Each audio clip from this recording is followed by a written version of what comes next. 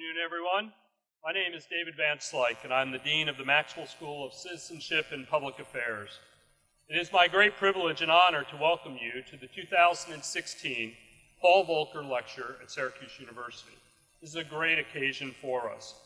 It's an opportunity to highlight some of the exciting work that's happening here at Syracuse University and the Maxwell School, and to hear from a world-renowned Nobel laureate. It also gives us a very special opportunity to acknowledge the many people who have helped make this occasion possible. First, I want to welcome Chancellor Severud, Vice Chancellor and Provost Dr. Wheatley, my fellow deans, and so many other distinguished members of the Syracuse community. Thank you very much for being here with us. I would like to take a moment to thank someone very special who could not be here today, and that is Paul Volcker himself. I had the great opportunity to meet with Mr. Volcker a few weeks ago in his office in New York City. His enthusiasm for Syracuse University and for the Maxwell School is significant. He had lots of questions and helpful advice. Mr. Volcker had a prior commitment that he could not adjust to make the trip to Syracuse today, but his ongoing involvement with the Volcker Chair and Lecture, and as a member of the Maxwell Advisory Board, is invaluable to our school. Mr. Volcker perfectly embodies the commitment of the Maxwell School to public service and to the Athenian Oath, to transmit the city not only not less, but greater and more beautiful than it was transmitted to us. Mr. Volcker has indeed done this at our school, for our country, and for the international community, and we are most appreciative by his tireless commitment to public service, public administration, and education. We also take this opportunity today to pay special tribute to Bob Menschel, a Syracuse University graduate and trustee from the class of 1991. Bob is an extraordinary businessman, philanthropist, and a great citizen who's contributed in so many ways to Syracuse University through his time, his generosity, and especially his commitment to the Maxwell School. Bob's remarkable philanthropic support established the Paul Volcker Chair and this wonderful annual program. The Paul Volcker Chair in Behavioral Economics reflects Bob Menschel's personal interest and commitment to this very important field. Behavioral economics has been a long passion for Bob before that term was even put into play, thinking early on in his career about the intersection of psychology and economics, specifically as it related to his work on markets and the international economy, and his specific interest in thinking about improving decision-making in public policy. We cannot thank Bob enough for the lasting impact his support means to the Maxwell School. I'm also very pleased to introduce the Paul Volcker Chair in Behavioral Economics, Maxwell Professor of Public Administration and International Affairs, Len Berman. Len is currently the inaugural holder of the Volcker Chair and works both with us and as the director of the Urban Brookings Tax Policy Center in Washington, D.C. Before being named Volcker Chair, Len held the Daniel Patrick Moynihan Chair of Public Affairs at Maxwell. Senator Moynihan, many of you may know, is another one of the great honorees and remarkable graduates of this institution, having received his PhD in international relations from Syracuse. Len Berman embodies the Maxwell tradition of combining the strengths of theory and practice as a thinker, a writer, a teacher, and as a public servant. He exemplifies the many ways in which one serves the public beyond military and governmental service in making our country better. Throughout his career at the Treasury Department, working with the United States Congress, as well as his time at Maxwell, Len Berman reflects the values that Bob Menschel intended to honor and foster by establishing the Volcker Chair at Maxwell, values which Mr. Volcker has similarly reflected throughout his lifetime. We are very honored by the generosity and service of Paul Volcker, Bob Menschel, and Len Berman. And now I'm delighted to introduce the Maxwell School's Paul Volcker Chair in Behavioral Economics, Dr. Len Berman.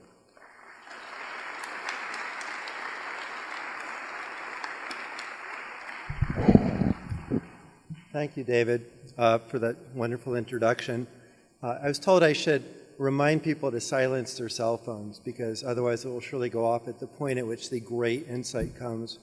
I want to start with some thank yous to the incredible staff of the Center for Policy Research, Mary Santee, Peg Austin, Katrina Wingle, Candy Patterson, Kelly Bogart, Kitty Nasto, who have done the enormous amount of work that goes into organizing an event like this, and my partner in the Center for Policy Research, Len Lopo, who has helped all along the way trying to figure out how to design the Volcker Symposium and in organizing it. In addition, several students have done great work in organizing, helping with this lecture, as well as the symposium with distinguished experts that spoke earlier this afternoon, including Jenna Daggett, J.T. Creedon, Darcy Parzer, and Elise Roberts. It is a great honor to introduce one of my economics heroes, George Akerlof. If there were economics baseball cards, his is the first one I would want to have. And his wife, Janet Yellens, would be probably second. Janet, as you might have heard, is the chair of the Federal Reserve Board, and notwithstanding her prominence on the federal campaign debate scene, is an amazing public servant and a brilliant economist in her own right. George Akerlof is a university professor at Georgetown University and spent most of his career as a professor at UC Berkeley, with a break to serve as the Castle Professor of Economics at the London School of Economics. He's won more awards than I could count. He's a fellow of the Econometric Society and the American Academy of Arts and Sciences, both really big deals. He's a past president of the American Economic Association. His presidential lecture was on procrastination and obedience.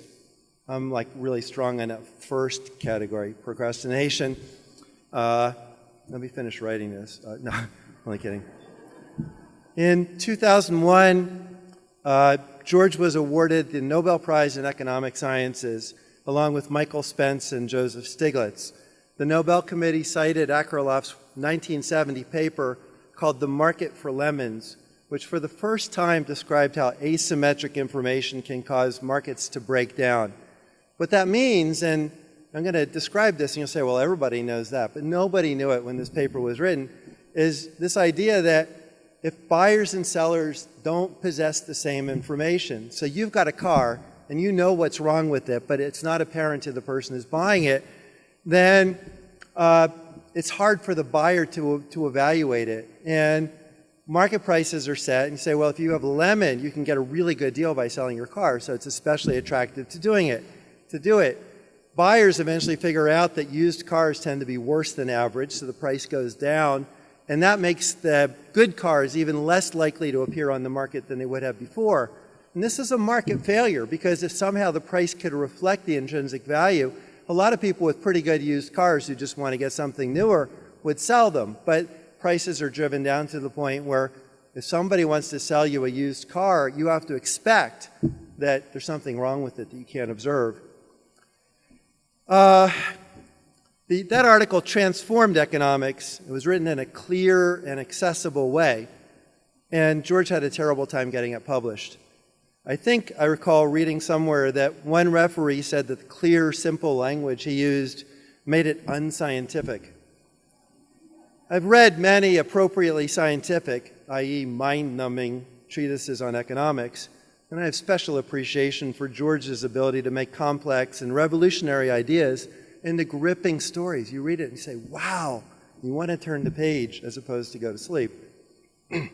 George's frustration with the refereeing process is why he is actually the patron saint of aspiring academics. He did get it published in the Quarterly Journal of Economics, and I would love to know what the referees of that article thought as the Nobel Committee explained that this was the transformative document in economics. In 2009, Professor Akerlof published a book called Animal Spirits with last year's speaker, Robert Shiller. It developed the idea of a confidence multiplier, the concept that confidence, or the lack thereof, can be self-fulfilling, which explains the booms and busts of the business cycle and why sometimes monetary and fiscal policy may not be sufficient to tame it, unless you can convince people that not only that there's a policy, but that it's going to work. In 2010, he published a book called Identity Economics with Rachel Cranton, which begins to marry the insights of sociology with economics. So he's marrying psychology with economics in his behavioral economics work. He's marrying sociology with economics in the more recent book. He's continually transforming how we think about the world and moving us more in the direction of modeling and understanding the behavior of real people as opposed to the stylized versions that work really well in a math problem but are not so revealing as a matter of policy. His latest book, also with Bob Shiller, is Phishing for Phools, which is the subject of today's lecture. George Akerlof is brilliant, witty, and incredibly humble for a man whose insights have changed and will continue to fundamentally change the field of economics. It's with great pleasure that I introduce George Akerlof.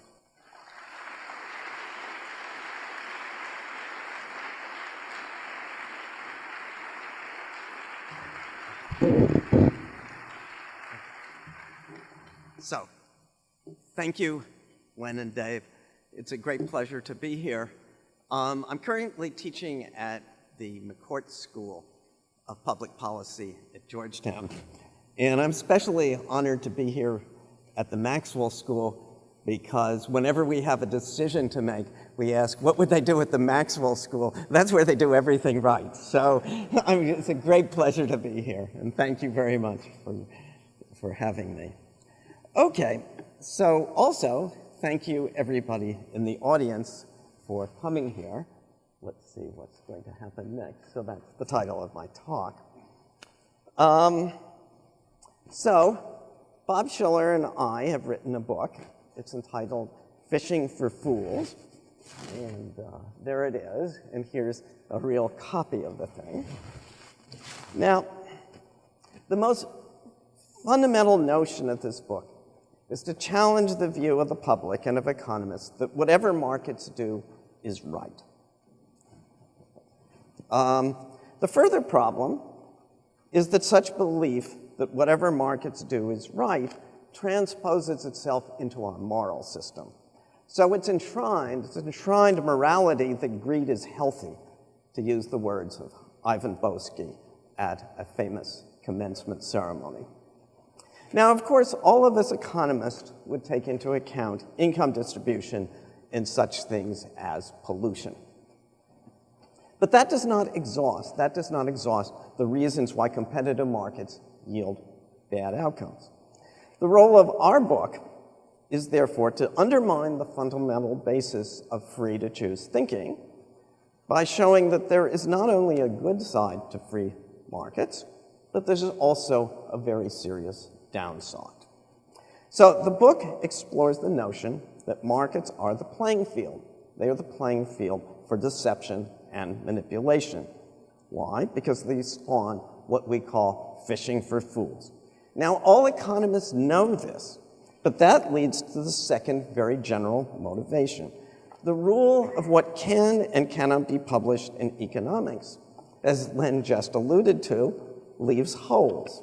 There's some perfectly valid and important things to say, but there's no way to say them that would be acceptable in any journal. Let me give you an example which is going to affect all of our lives and still does. For example, quite a few economists thought that financial derivatives would lead to the current crisis. But economists could not figure out a way to express these views in the form of a paper. So I believe that Phishing for Fools is one of those holes in economics. Because we all know it, it cannot be published, but then because it cannot be published in journal form, it gets ignored. And because it was ignored, we had the financial crisis, which is the central event in the economic history of our times. But then the book also has a subtext. It has a subtext which gradually becomes increasingly important as it proceeds. That subtext concerns a principal way in which we think and that results in our being fished for fools.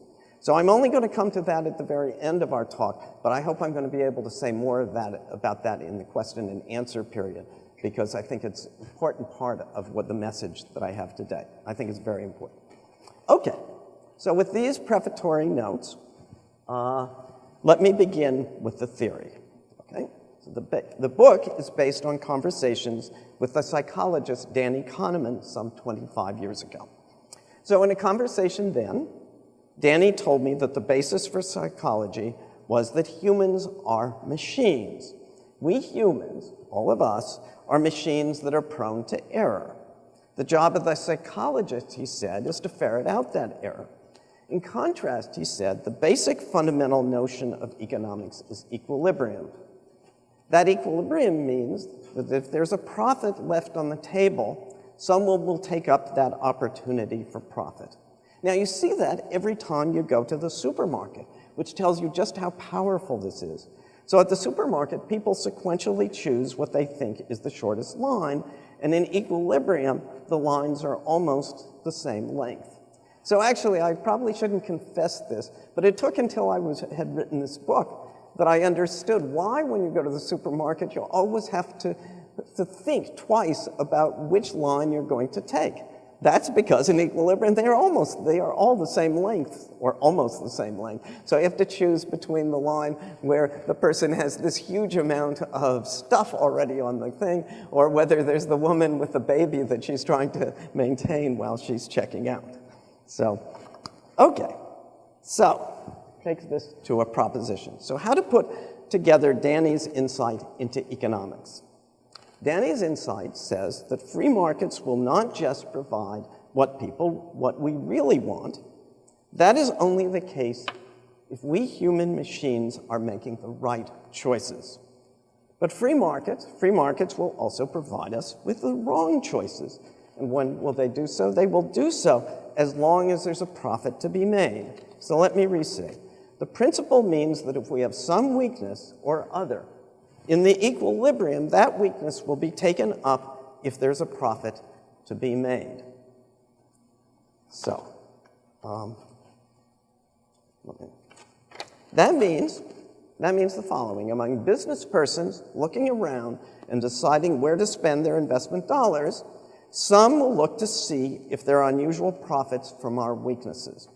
And if there is such an opportunity, that will be what at least some of them are going to choose. As a result, the following occurs. Economies will have what we call a phishing equilibrium. What is that? That's an equilibrium in which every chance for profit, more than the ordinary, will be taken up, and that will also include our willingness to make the wrong choices. Okay? So let me give you some examples. Okay? I'll give you two examples. Okay, the first one is Cinnabon. Okay, so most of it probably take it for granted that there just happens to be such an outlet right where we are waiting for our delayed flight or at the mall. So there we are, there's a Cinnabon. Okay, so if you didn't know this, actually they're fairly rare in northern New York State. I think the closest one, because I looked it up, is all the way at Niagara Falls. So you got a little bit lucky. But all those outlets and all that cinnamon, which undermines our diets, are a natural result of a free market equilibrium.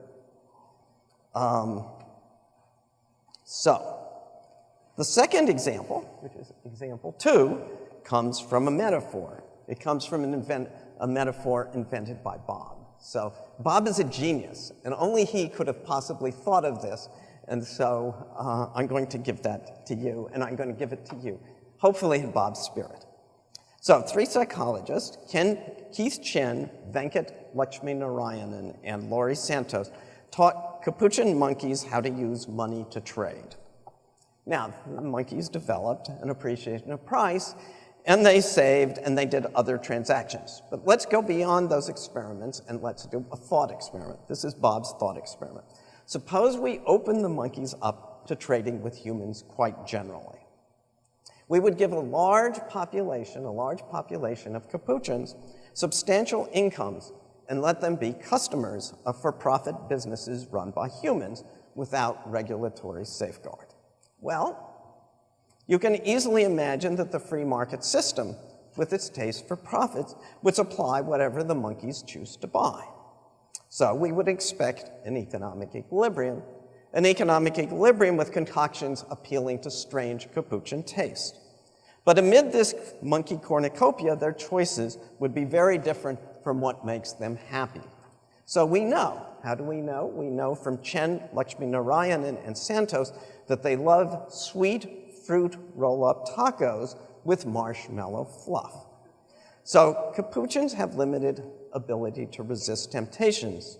So we have every expectation, and this is a line from Bob, they have every expectation that they would become anxious, malnourished, exhausted, addicted, quarrelsome, and sickened. Okay. So now we come to the point of this thought experiment.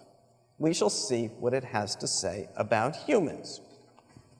So, our view of the monkeys has analyzed their behavior as if they have two types of what economists call tastes. The first type of taste are what the capuchins would exercise if they make the decisions that are good for them. The second type of taste, their fruit roll-up taco taste, are those they actually exercise.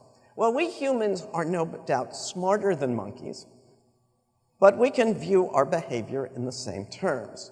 We can imagine us humans, like the capuchins, as also having two different types of tastes. So the first concept of taste describes what is really good for us.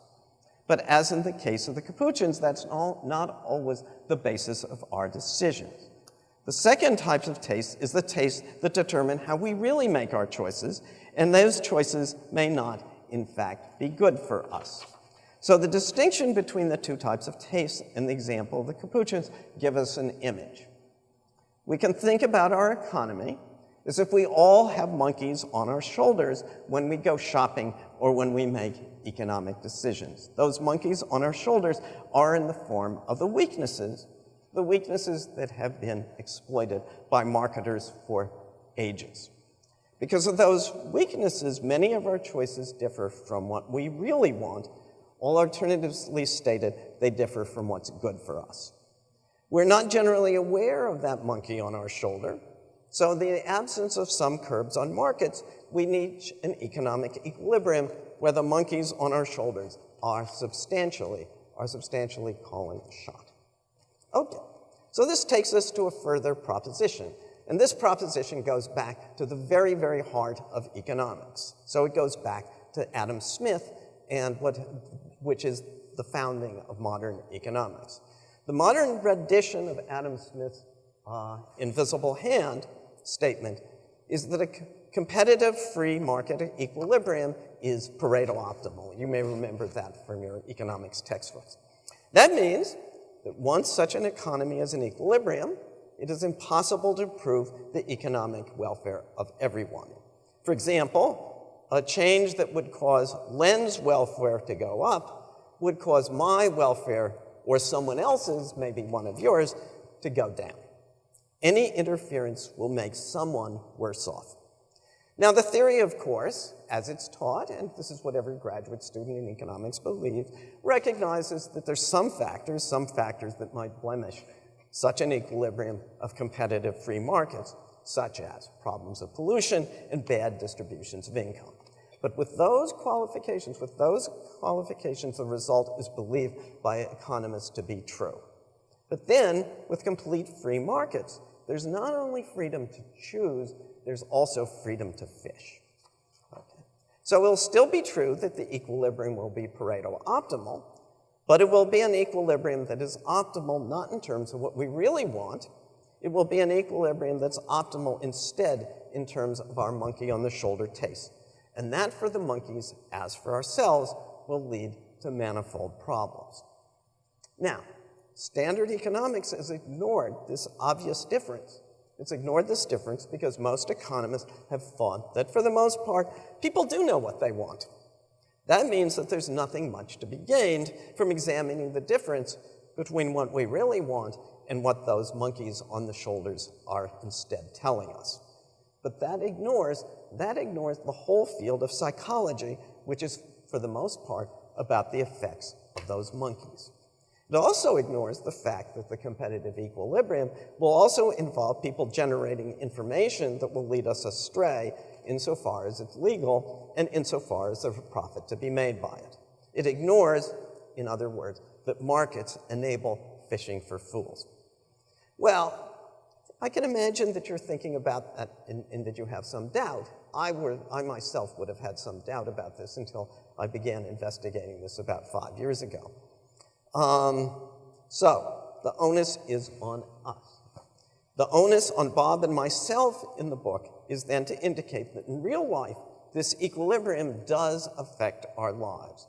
So we have 4 areas of nobody could possibly want in which we're seriously fished for fools. So let me give you the 4 areas. Okay. So area 1 of no one could possibly want is personal financial insecurity. A fundamental fact of economic life has never made it into the economics textbooks.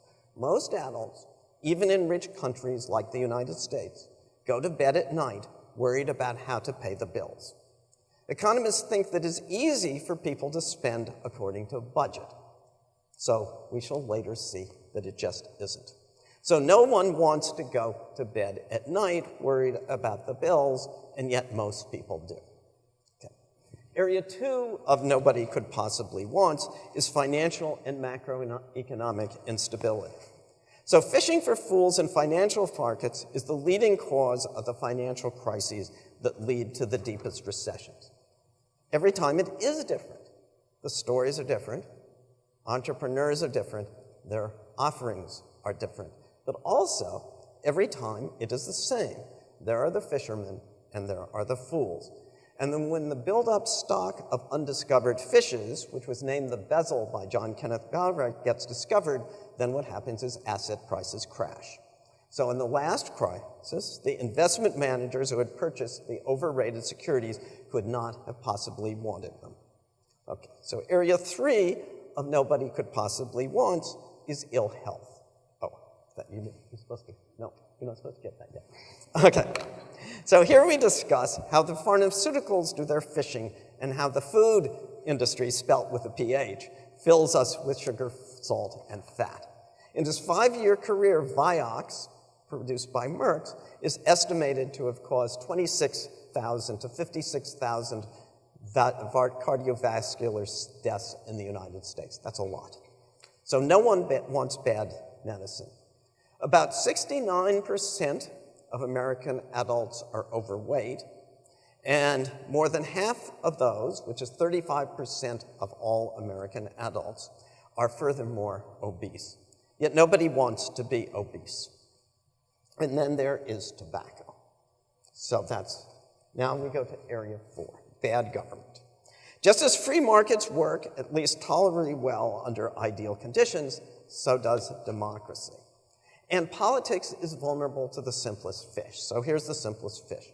The simplest fish whereby politicians silently gather money from the interests, and then they use that money to show that they're just one of the folks. So our later chapter in the book describes a campaign by Charles Grassley of Iowa. So Grassley gathered a multi-million-dollar war chest, and then he showered the state of Iowa with TV ads. Now, this is one of the most beautiful TV ads I've ever seen. And I don't mean to mention Grassley in particular. It's just that he's the person who had this most beautiful ad. And this is, in some sense, what almost every congressperson has to do to get reelected. So it has this ad. So he goes home to Iowa. And you see him on his lawnmower. And the grass in Iowa is just unbelievably beautiful because there's beautiful soil. And so he's taking this lawnmower and he's carving out these beautiful ellipses of this beautiful green grass. And there's this beautiful barn in the background. I don't know whether it's Grassley's barn or not, because it's remarkable he had such beautiful green grass and the beautiful, perfect color barn. But in any case, he says, Grassley. You know, you get the pun, you know, it's all about grass. We're talking about Grassley. And he says, I like my day job in Washington, but what I really like to do is to come home to Iowa and just be one of you and to come here and mow my lawn. So, now, it's a very good end. It's a work of art. So if people rediscover this, let's say 4,000 years ago, this could be in their Museum of Ancient Art as a great piece of work.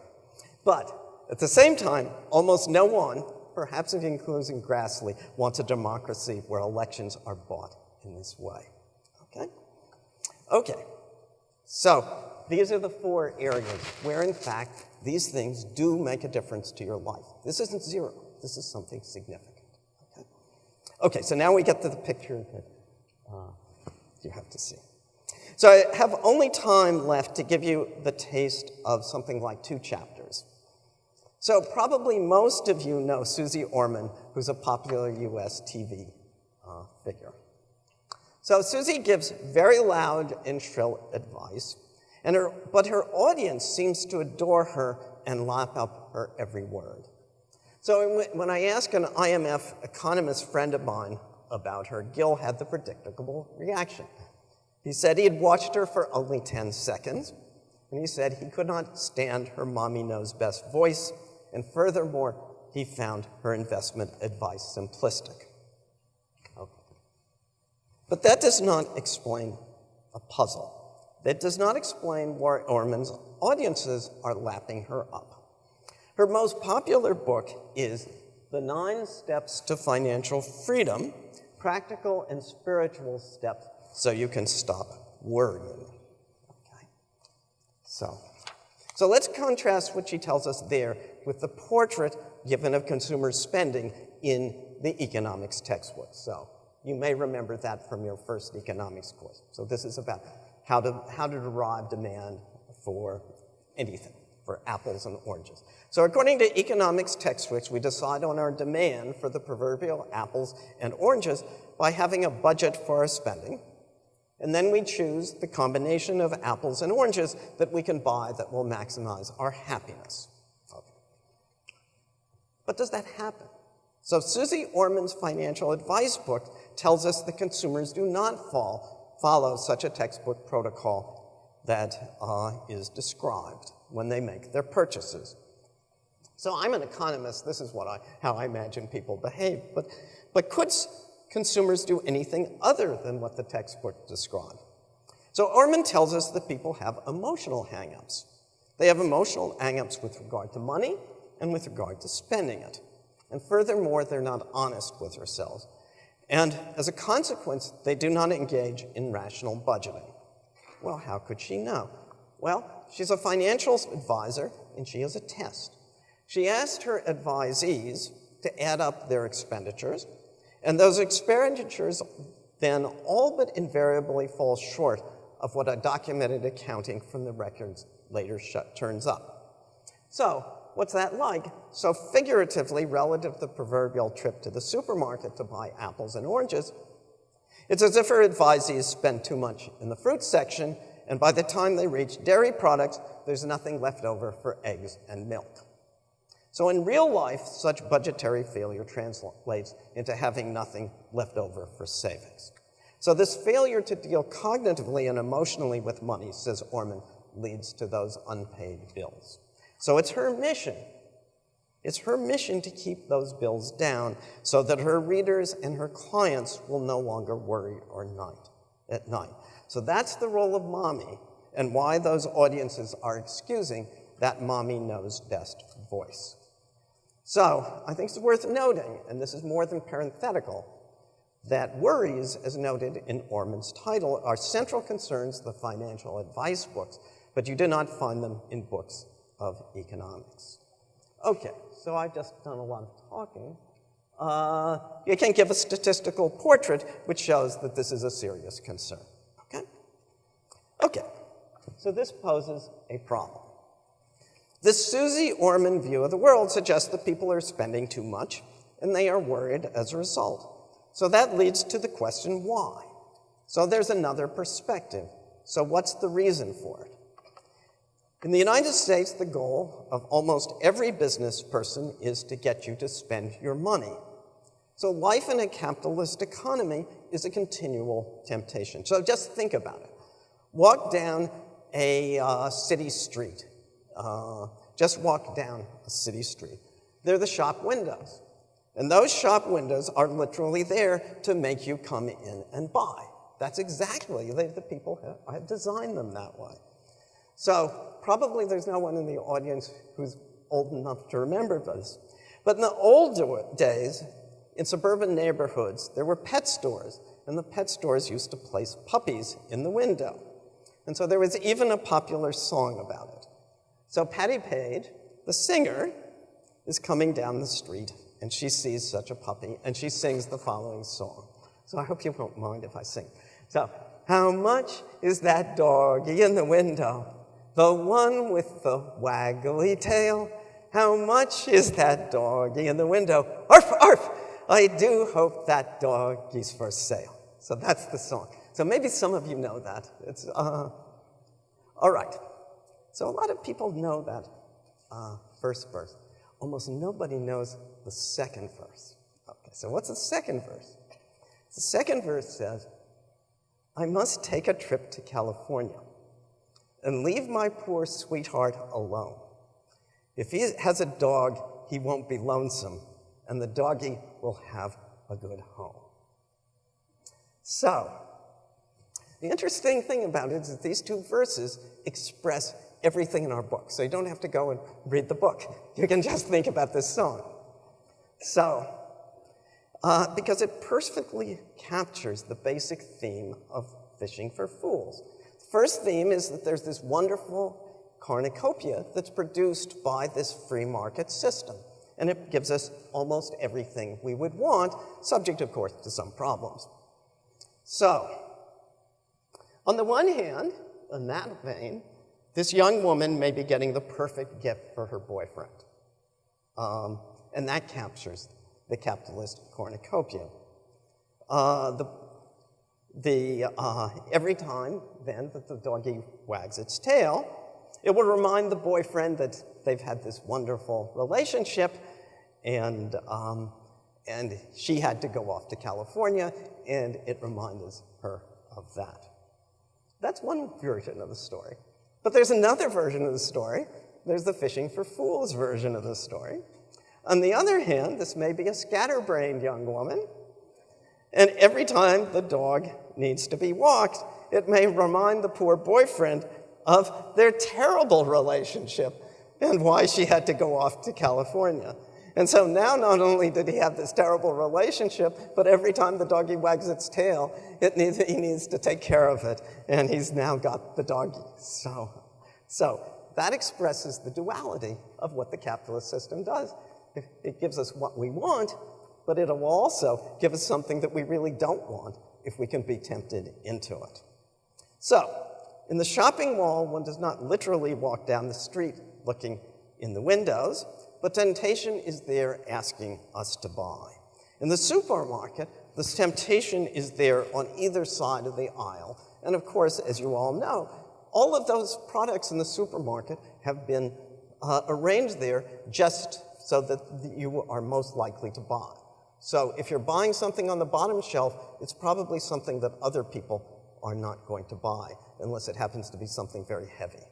Okay, so the idea of tempting the consumer to buy, to spend her money, is at the very heart of free market capitalism. So I've just given you a taste of somehow a first chapter of the book. Okay, so now let me talk about something that's, so this is serious. This is serious because lots of people do overspend their money and then worry about how to pay the bills. Okay, but now I'll tell you about something yet more serious. So we come to the financial crisis. Okay. So there are hundreds of books on the financial crisis. Now the typical one, and actually I like them, this is really a great bit of literature. The typical one is 500 pages long. So it tells the story of my institution. For example, Lehman or Goldman Sachs or Fannie Mae, Freddie Mac, or the Fed or the Treasury or Bank of America or Citicorp, you know, whatever it is. So implicit in each reporter's book is that my institution, the one I'm writing about, is central to the crisis. So the aim of our chapter is to do the opposite. It is tell the story of the crisis in general terms. So we scratch any economist and we'll go into economic speak. So we're trained to think in terms like supply and demand. So that means we often ask very good questions and have good analyses of problems. And Phishing for Fools, that's an offshoot. This is an offshoot from how we standard economists typically do our analysis. But it's not so standard. It's not so standard that every economist was asking the right questions in the build-up to the crisis. But we should have been. Why should we have been? Because Phishing for Fools gives us an extremely succinct explanation for what happened. So let me give you one rendition of that. Okay. So, a reputation model. So if I have a reputation for selling perfect, beautiful avocados, I have an opportunity. I can sell you a rotten avocado at the price you would pay for the perfect ripe one. I will have mined my reputation, but I will have also fished you for a fool. So here's some of those nice avocados. Okay, so such a story lies at the heart. It lies at the heart of the continuing financial crisis that dominates the economics of our times.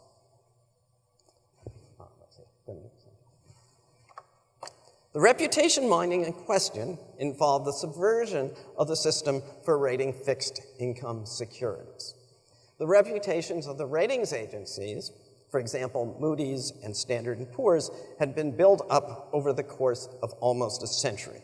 Their job was to rate bonds for their probability of default. In the late 1990s and early 2000s, the ratings agencies took on themselves the task not just of rating bonds, but also of rating more complex derivative securities. The complexity of the payment structures made them somewhat hard to rate, but something else made rating all but impossible. The underlying assets, such as mortgages, were all but inaccessible to the raters. But the public out there would believe whatever ratings were given to them by the agencies. And so an industry grew up. An industry grew up to do a reputation mine.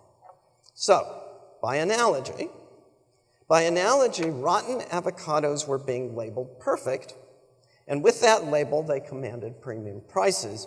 And so a whole Central Valley full of growers went into the profitable business of producing such avocados. So this mining of the ratings, that's the basic story of the financial crisis. But that's not all of the explanation. I'll give you a little bit more. We must also explain why the production and sale of these overrated securities brought down the financial system. The answer, again, is simple. The value of these securities reflected their ratings. That enabled commercial banks and investment banks and also hedge funds to borrow huge amounts of money, short-term, invest in the overrated securities, and pocket small profits from the interest spread on every dollar of investment. So they took on a lot of leverage. That borrowing was made, you remember, with the rotten securities as collateral. So for the moment, it seemed as good as gold. The ratings indicate that there was almost no chance of default, and then the truth was discovered. Those avocados, perfect as they were on the outside, were really rotten on the inside. They were worth much less than the bankers and the institutions had paid for them. And from Frankfurt to New York to Reykjavik, financial institutions owed much more than they owned. Without bailout, they were going to be bankrupt. So there are 4 questions. So the chapter then gives the historical answer to 4 questions. How had the ratings agencies initially established their reputation? What then changed, making it more profitable to mine that reputation than to keep it? Why were the buyers of those rotten securities so naive? And why was the financial system so vulnerable to the discovery that the assets were rotten? Okay, so that's what that chapter is. So I've given you a sample of 2 of the chapters, in the book. I'll now give you just a list of what the uncovered chapters are. So, nice chapter on the role of advertising. We talk about what happens when you buy a car or a house, or how much people spend on credit cards, which is a lot. We talk about lobbying and government. That's where the ad I talked about comes in. We talk about food and drugs. That's the sugar, salt, and fat, and also the VIOC. We talk about inventions and the idea that one thinks all inventions are going to be good because it increases the possibilities of what we can do. No, you can invent something that's something aimed at doing something that is going to be harmful to people. And so some inventions are like that. And we have to question whether all so-called progress really is progress.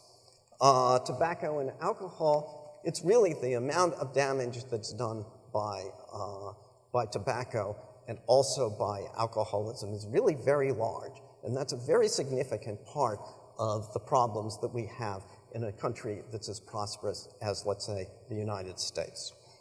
Then we talk about financial markets. Again, we talk about looting of S&Ls, and we talk about Michael Milken and the junk bond market, because that gives us a lesson in how financial markets can go astray. And remember that we're talking about equilibrium here. And in equilibrium, it's not that these things can go astray. It's these things are, once you have this set up the system that way, they're going to go astray because somebody's going to find it and find the way to profit on it. Okay? Chapter 12, we talk about protections against phishing for fools and why it's not quite as bad as the lecture that I've tried to give. And then we talk about conclusions and where this fits into economics. Okay. So that takes us to the conclusion. So I'm beginning to go into the conclusion of the formal lecture. So I've described the beginning of the book. But most importantly, what emerges in this book is a new concept. It gives a picture, perhaps the major reason regarding why and how we are fished for fools. So that introduces a new variable into economics, which is the stories, the narratives that people are telling themselves when they make their decisions. So this is a new variable to economics that changes both how we think about economics and how we think about economic policy. So we saw that new variable in a very rudimentary way in the Suze Orman example. Why? Because Barbara and Tim, when they go to the supermarket, they're telling themselves a very different story, a very different narrative than what's imposed on them by standard economics. And that's why they're going to bed worried at night, that somehow they aren't acting according to this budget constraint, and then something bad happens at the end of the month. They say, oh, no, we spent, oh, okay, don't know where it went. Okay. But then, that's storytelling. That storytelling is not just about why we worry about the bills, it's also, much more generally, about bad national policy and our morals more generally. So in the concluding chapter, we tell how a wrong-minded U.S. national story, which says that everything will be pretty much all right if government steps out of the way and we just let people be free to choose, how such a story has resulted in systematic bad policy. So the book then is telling a story about the economy which contradicts the fundamental logic of standard economics. And then it's saying something more. It's also saying that the current national myth about what is good and what is bad is wrong. So, the book puts in modern guise one of the most important lessons of the Bible. We should be our brothers and our sisters' keeper, and that, of course, should be at the heart of American values. Okay, so thank you very much.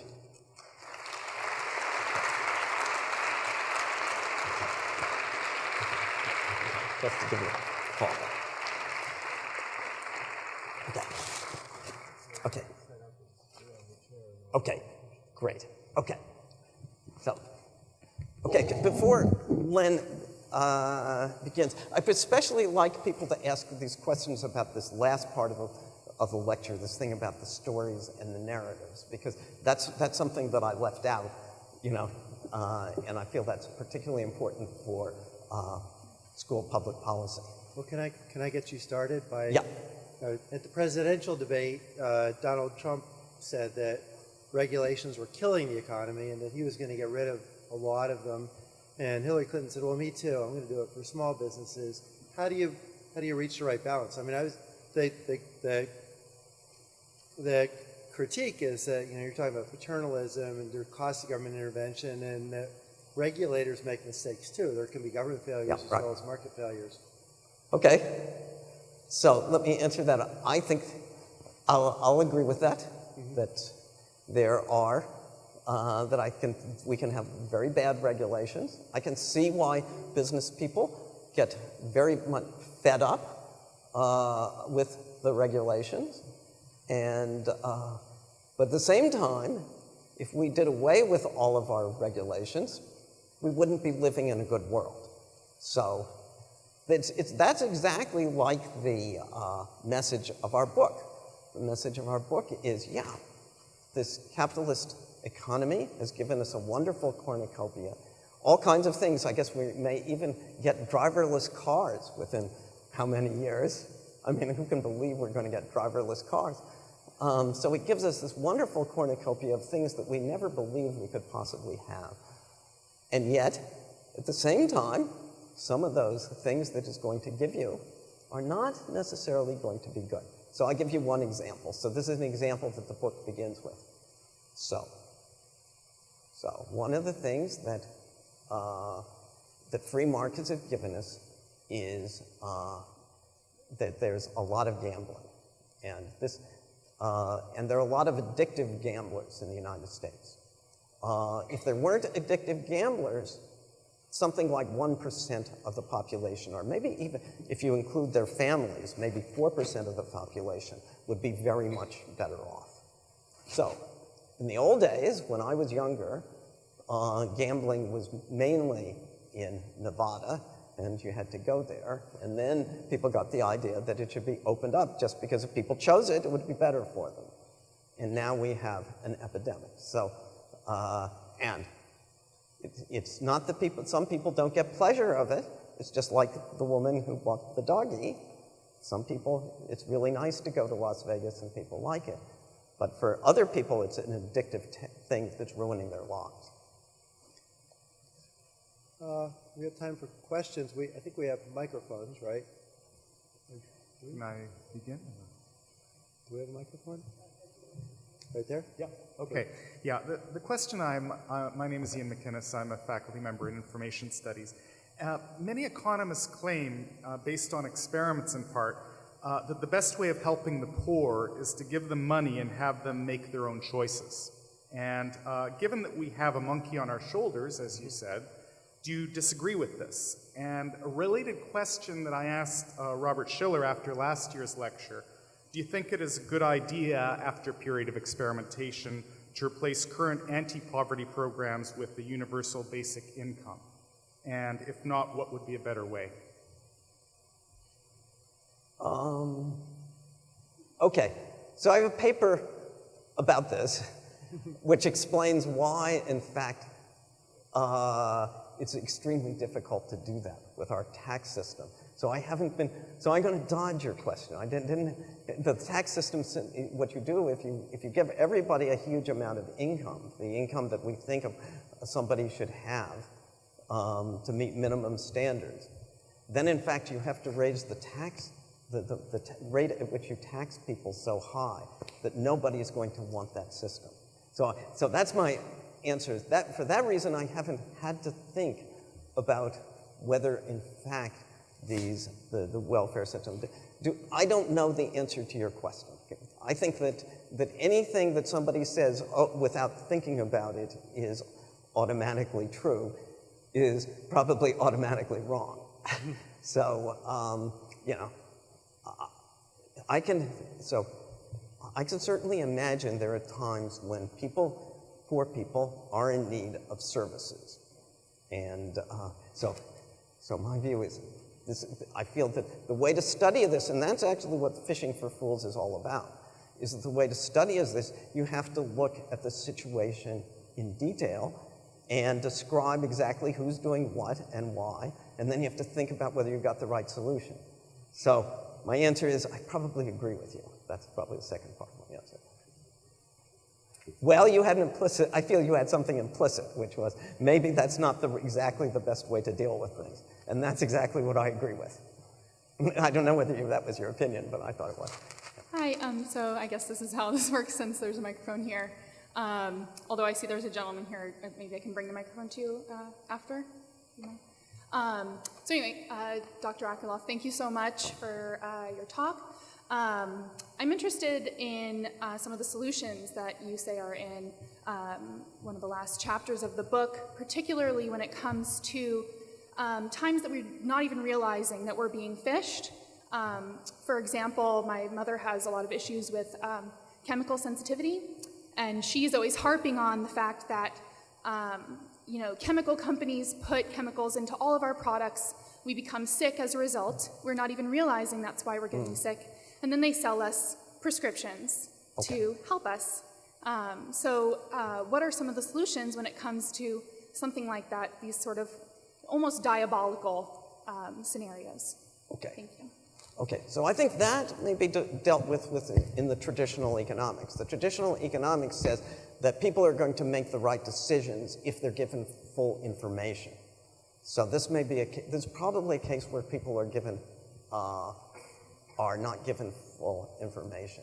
But it seems to me that something more than that is that when snack food is made for people, the companies are very careful to test that snack food so that you're going to take one cheese niblet after another cheese niblet after another. And so I feel that that's where it seems to me that this is yet more important. I mean, the first thing is, of course, super important, but I think that standard economics tells us we ought to have regulation there. Now, the question is, should the regulation go beyond the fact that the people are just told that the poisonous chemicals are there? I think we're fishing for fools. There's fishing for fools, and for that reason, it should be banned. And I think it is banned.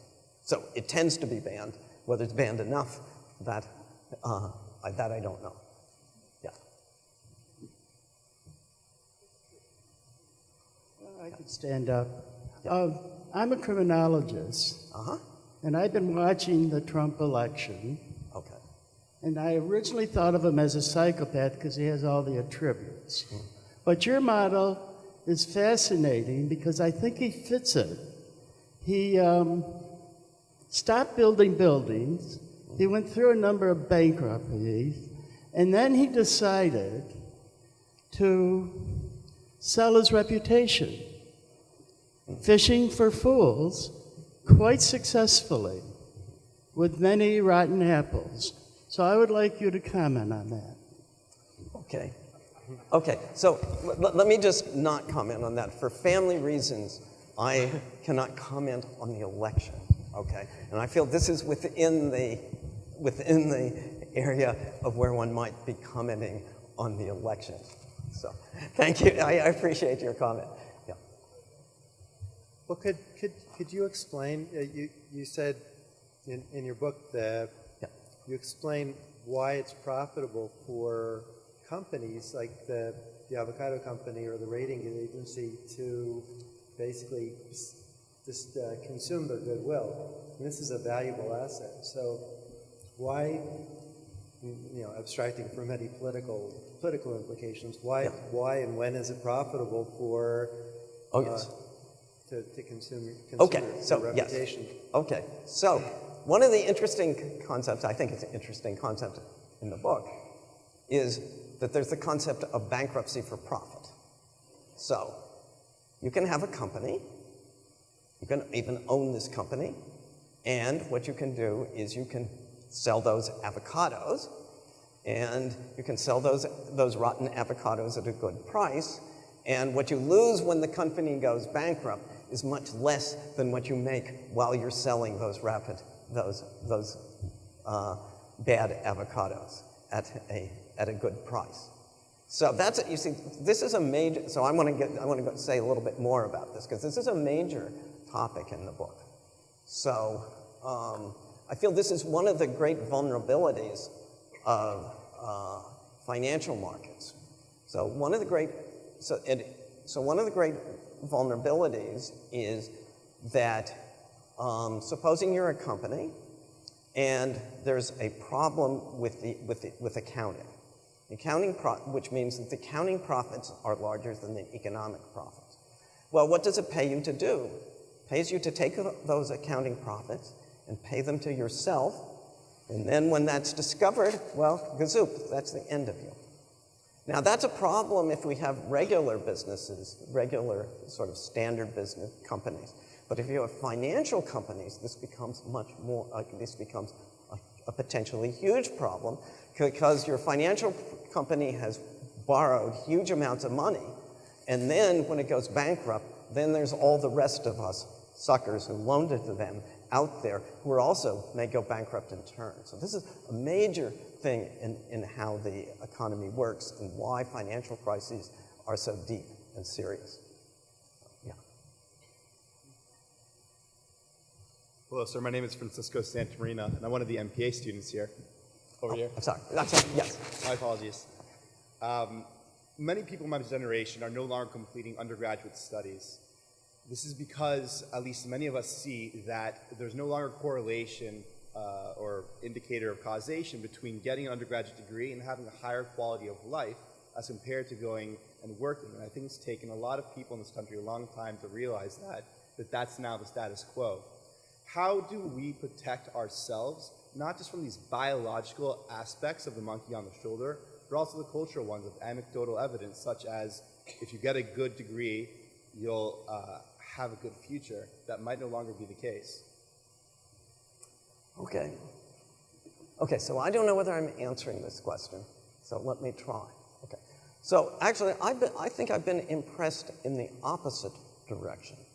So, so a friend of mine who doesn't have a college degree and who's actually somewhat of a genius.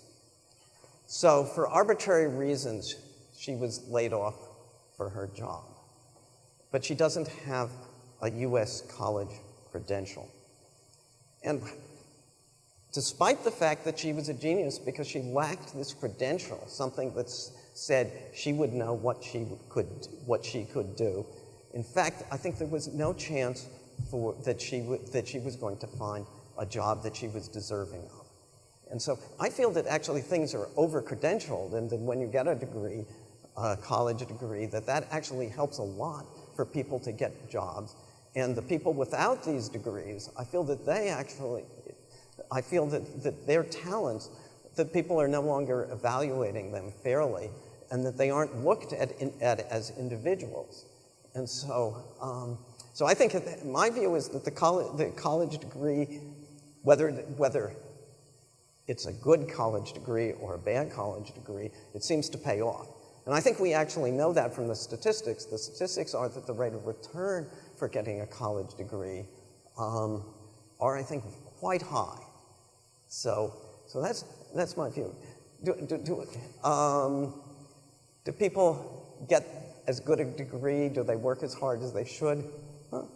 I believe that's up to us who get the degrees and up to the colleges, maybe to try to do better on that.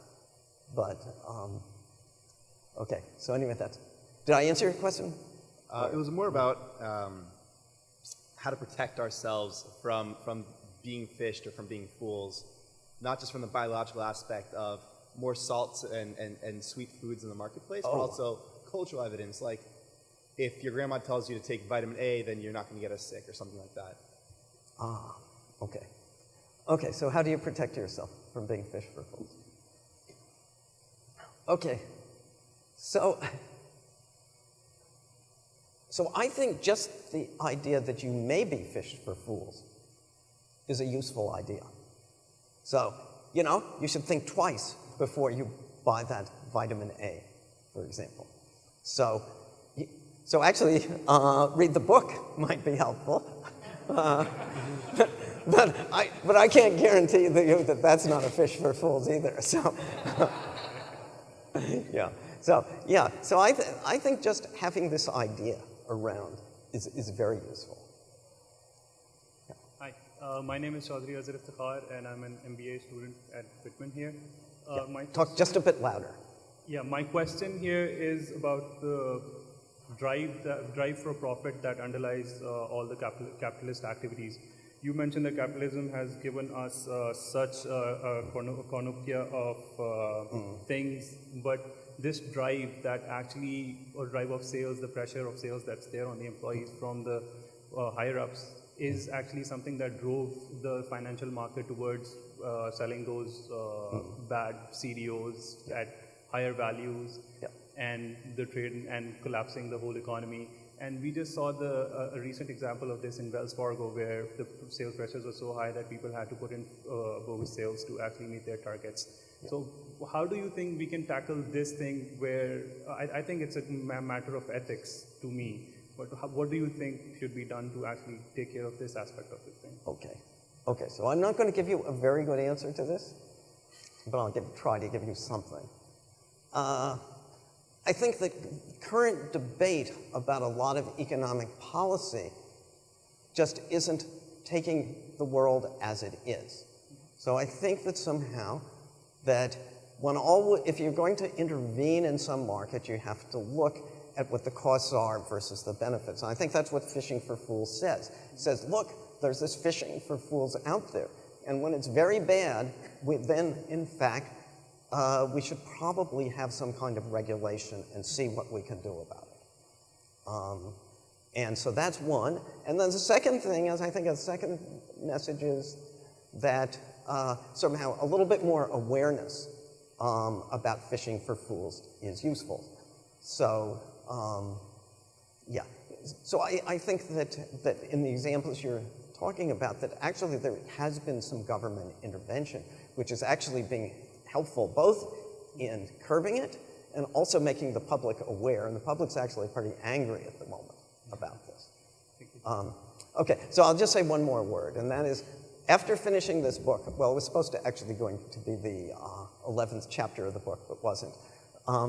We wrote a story which contrasted our economy with the economy of Soviet Russia. Now, Soviet Russia is the place where there was a story that really fished people for fools. So our feeling was that the legitimation of the communist state came from the Bolshevik story. And the Bolshevik story then was a real fish for fools, which allowed the Stalin and other people to just be utterly demoniacal. I've never used that word in public before, but here I am. Yeah. Thank you. Yes. So I think we have to reach some kind of middle ground, as I think. Yeah.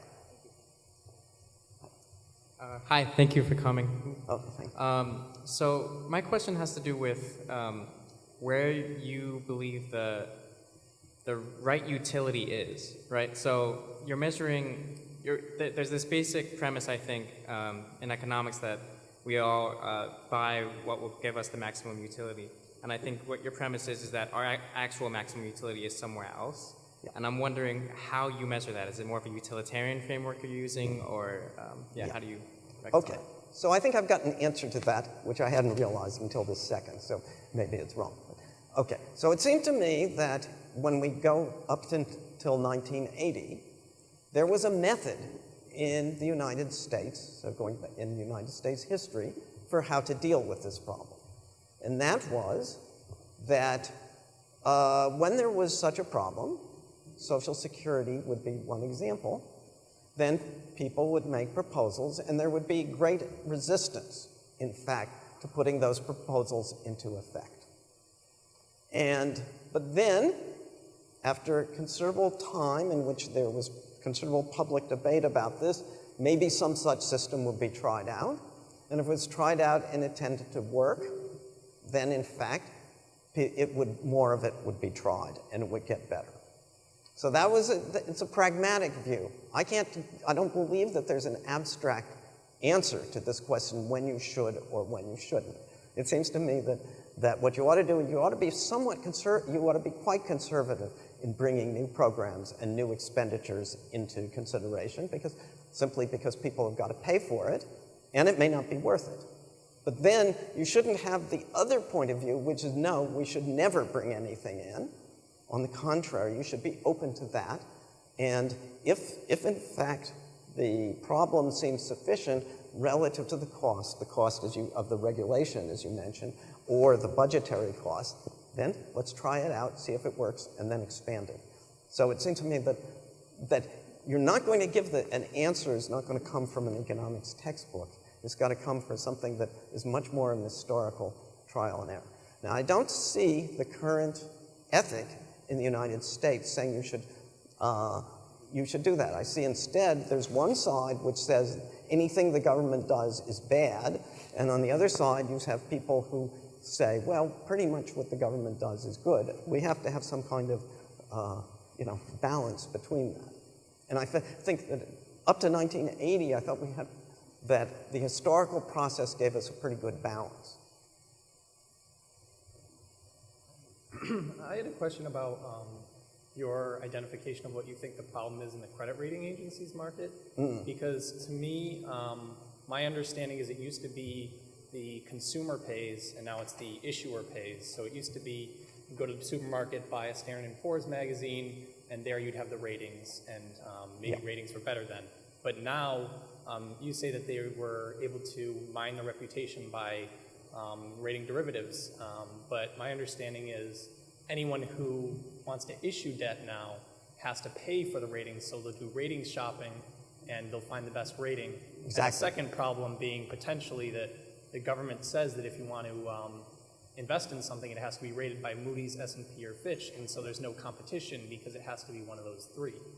Is it possible that? Okay, so yes. So I think I've got, so up until the 1970s, the people who paid for the ratings, no one paid for the ratings. The Moody's would produce the books, and people would buy the books, and it would make the ratings.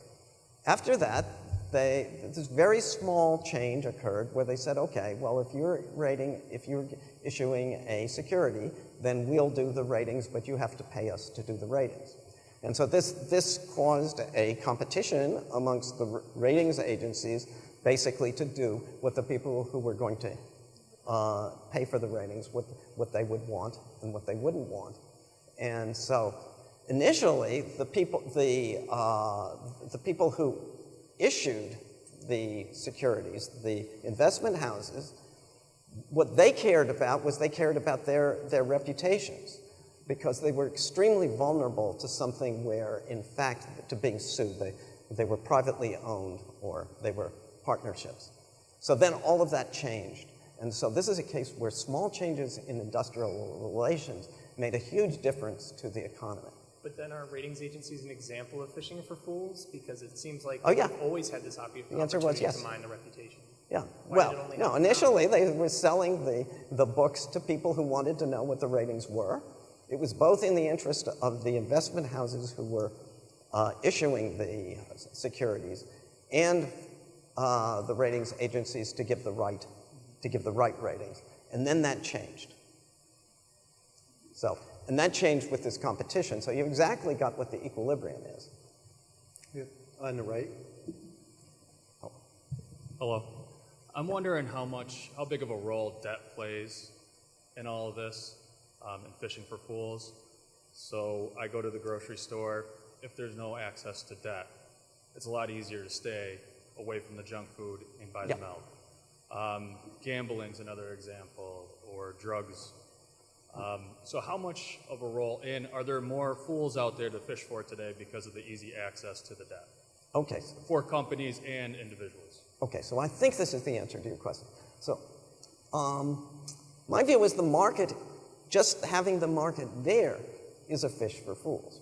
So take about tobacco. Where's the fish for fools in tobacco? So part of it would be how aggressive tobacco companies had been with marketing stuff. But here's another way to look at what the fish for fools is, which is the way I look at it. I'm not sure whether Bob agrees with me, but this is my view. That the fish for fools is just that the market's there. And if the market's are willing to sell you that tobacco, which has a very high rate of incidence of of lung cancer and other forms of mortality, that's the fish. The fish is just, that wonderful thing about markets is it makes this stuff available to you. So then Bob, I think, would emphasize more than I do the fact that there's all this advertising and that goes with it, but that just adds to what I think is the essential fish for fools. The essential fish is that is there to be sold. And you come in and you want tobacco and you go and buy it. Yes, I wanted to actually ask about the specific example of the rating agencies that you gave in your lecture. It seemed like what you were talking about are the rating agencies. They were essentially leveraging their reputation from rating bonds to rate these newer derivative instruments that they didn't really know anything about. And one of the suggestions that you have is that, well, you know, that may be a case for government regulation to come in and control these people. So my question actually sort of goes to information. I'm not sure if it's information asymmetry, but if I recall, you know, around the time that it blew up, all these instruments, they were being created by these really smart people who had convinced themselves that they were actually doing something legitimate. So it seems to me there's a real question as to whether there was knowledge out there for government to use to say, yes, what they're doing is, this is all nonsense, they're doing stuff that's just a con, because maybe government is not always in a position to know and to be able to effectively regulate. Okay, so I have an answer to that. If the government was, you know, the government could have, if it understood this whole area and what was going to have happen, it could have limited the legal ability for the issuance of such bonds. So, if we go to the environment prior to 1999, prior to the Commodities Futures Modernization Act, it was much more difficult to issue such things. And if we go back further in history, the derivatives were a new invention in the 1990s, and they wouldn't have been legal to issue before. So, so if what you had thought that these things were going to make such trouble, there would have been strict limits about what you were allowed to issue. So it wasn't just automatic that this occurred. In fact, not only was it not automatic, but the economics profession, I think, played a major role in saying, give people more choice, and then people are going to be better off. Here's a case where you can give people more choice, and no, I don't think people were more better off. So then would it be correct to interpret your position as being essentially advocating more of a precautionary attitude in terms of government regulation? Yes. I think the answer is yes. So I want to give something else furthermore. I think what people have to do is they have to, when people make proposals like the issuance of derivatives and things like that, we have to be a little bit wiser about what the possible consequences of that are going to be. And I think if we'd been a little bit wiser, we would have had much better and much more complete regulation of the derivatives market prior to this time. Hi, Professor. I just have a question, two naive questions. So first is, so if there is a profit to be made for people fishing for the fool, then is it true that we assume there is profit to be made for people, for some heroes to save the fool out of that? And if that is true, there's profit to be made, and why it hasn't happened yet? And is that hero need to be the government or regulation to make it, to save people out of the fool? Okay, just that's good. Okay, so here's an example. So people who are addicted gamblers, they know that they're addicted gamblers. They know that's their problem. Is there a profit to be made from people from giving help to addicted gamblers? Well, there is a Gamblers Anonymous association. So there are people and things who counteract it. But at the same time, the equilibrium is still going to have some element of phishing for fools. So the same things with Weight Watchers. So Weight Watchers presumably helps people, but is it complete? Is it no? So yeah, what you say is going to come into the equilibrium, is going to be part of it, and in some cases it's going to be sufficient, in other cases it's not. You can also imagine that the weight loss industry benefits from the weight gain industry, right? Oh, that may be true too. Okay, well, I hadn't thought about that. Yeah. So my question for you is on unpaid internships, and something that's I'm sure we're all familiar with. On what? I didn't hear. My question for you is on unpaid internships, something that I believe everyone in this room is uniquely familiar with. So we've seen recently this big push to get internship experience where students will at great personal cost go and essentially be a secretary. So my question for you is that perhaps the greatest phishing of the modern student that we've ever seen? I see. Okay. It depends upon what you get out of it, okay? So if you really get something out of this, you're not really being phished, you know? So I can imagine lots of internships where you go there, the people decide, oh, this is the nicest young person that I've ever seen, and now we want to make them a fellow of our, we want to hire them, and we're going to give them this good job. So the fact is, I've seen examples of this where I would call it phishing, where I thought that the people were working for less than they should and not for what they got out of it.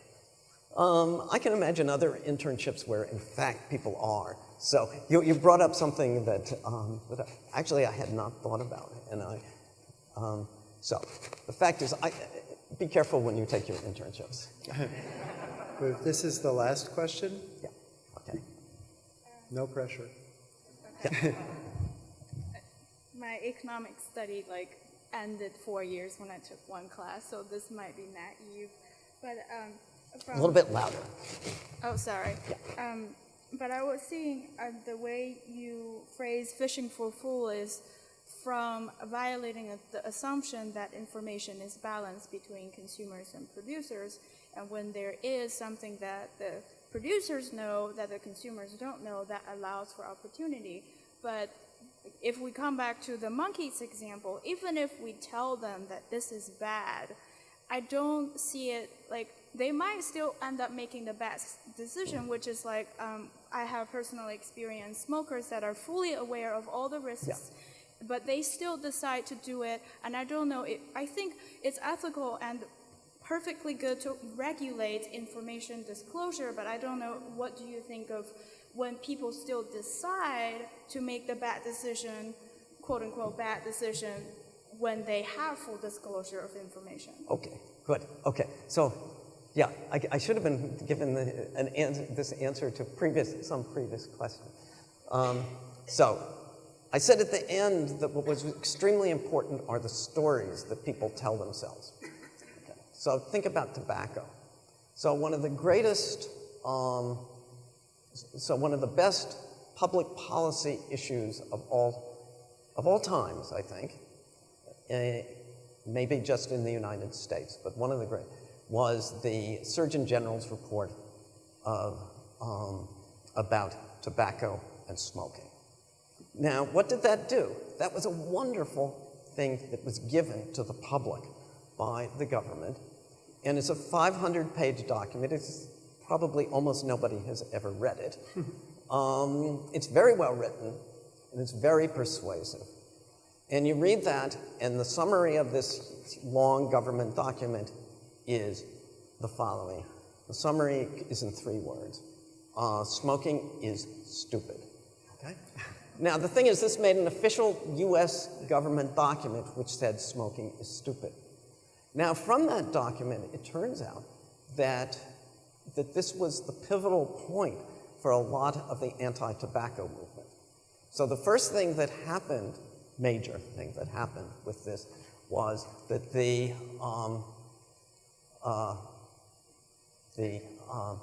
that the Federal Communications Commission was sued so that to give equal time to anti-tobacco companies to have ads against tobacco.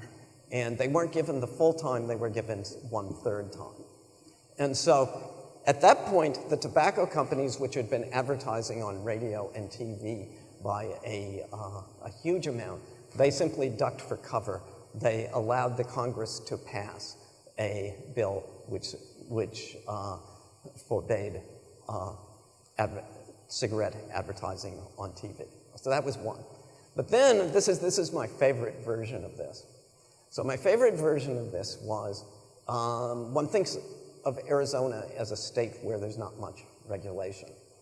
But Arizona is also a state where people go because it has this climate, this desert climate. And so people go there because of respiratory problems. And so Arizona, it turned out, was, with the help, the Smoking is Stupid, it turned out that this was the first state to pass a law against indoor smoking. Now, what was the problem with indoor smoking? It wasn't that you took the smoke yourself, it was that that the other people around you had no choice regarding that smoking. But then that spawned, so this is partly about the role of the story, that spawned another story.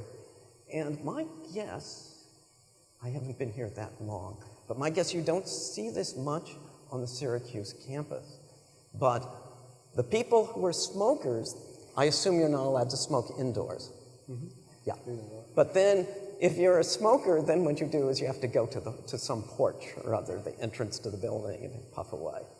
Now, the thing is, those puffers, if you ever see them, you know, everybody who enters the building looks at them, mm-hmm. and they give them a stare. Mm-hmm. And, you know, those people don't, you know, it makes them think about what they're doing. So it seems to me for middle-class jobs, the people who have sort of middle-class jobs, their rate of smoking has declined enormously, whereas people who don't have middle-class jobs, who are sort of have outdoor jobs where there isn't such regulations and where they don't get stared at, that smoking rates have remained pretty high. So this has been a wonderful thing. So sort of autonomously, the adult smoking rate has gone from 42% down to 18%, which is still bad. And the amount of smoking of those people who smoke, that has declined by 25%. Professor Eckerloff, thank you so much. Okay, thank you. Thank you very much.